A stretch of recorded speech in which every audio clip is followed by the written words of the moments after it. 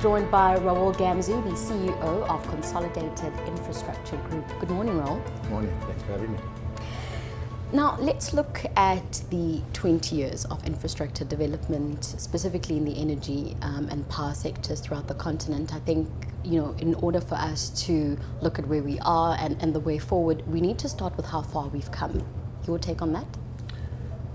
Yeah, I think there's been an improvement. There's still a long way to go. I think in CIG's perspective, the power and energy sector, it's a virtuous cycle. So the more we put in, the more that'll come in. So imagine the baker who works on a generator in Lagos. If you put real consistent, cheaper power for him, what's he going to do? He's going to reinvest. He's going to open another oven, or he's going to invest in other parts of the economy. So power's a virtuous cycle, and you've got to do more to create more. So we've made some progress. I think there have been ups and downs. Economic cycles, certainly of 3-4 years ago when emerging markets fell out of favor, certainly set us back quite a while. But between both public and private sector, we've got to kind of find a way of listening more to each other and doing more for each other. It's a long game, and it's not a game there's short-term gains to be had. So we've got to look at it kind of over a longer period of time. Speaking of a long game, what's the most significant challenge or obstacle when it comes to business development in Africa? I don't think you can put it down to one particular area. You've got to look at it in a number of buckets. To me, the key constraint is the quality of people that you have around you.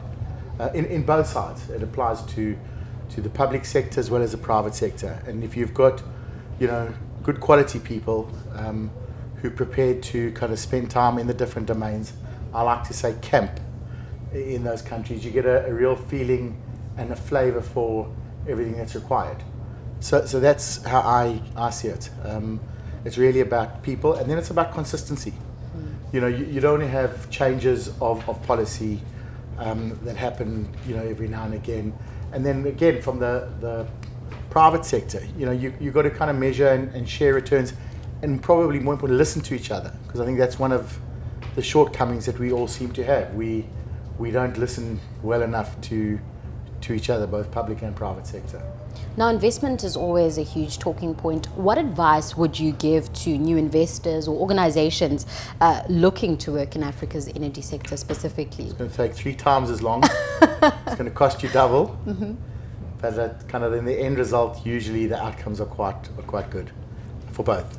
But it really, when I do say, and I'm not saying in a light-hearted way, is that you really need to have a long view. It takes a lot longer.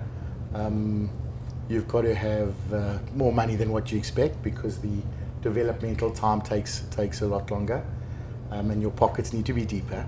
But I think both, you and the clients get a lot out of it. I mean, I think some of the stuff that we've done over the decades has been great, both as a contractor in building substations and lines, now as one of the biggest balance of plant builders of renewable energy in South Africa. We now own renewable energy plants in Namibia. We're the biggest installer of prepaid metering across the continent. So you eventually, when you start seeing the gains, I walked into the conference today and I looked and I saw us there and I thought, wow, gee, look what we're actually doing. We've made it.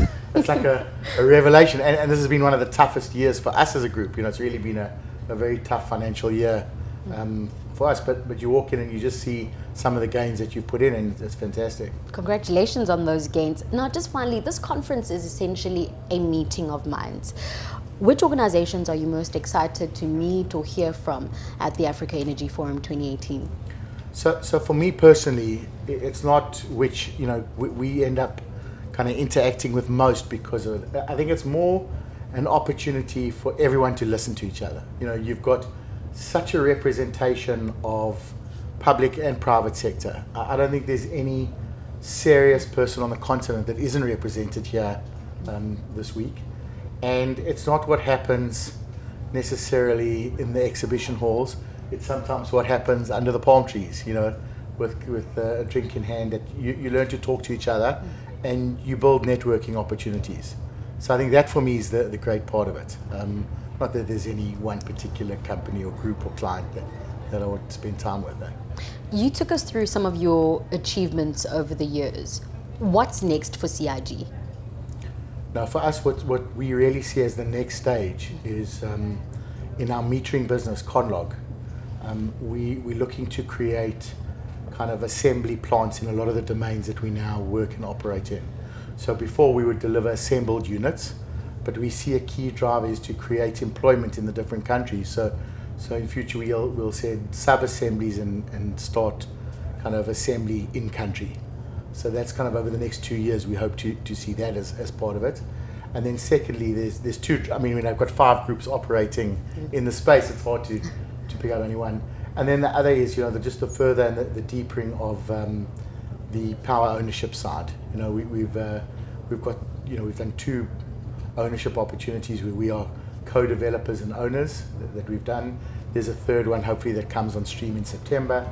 So for me that's very exciting, where we part own together with some of the DFIs, together with other international financiers, generating capacity kind of spread amongst a host of countries. So for us that's really a great opportunity and what we see things. Raoul, we'll have to leave it there. Thank you very much for joining us.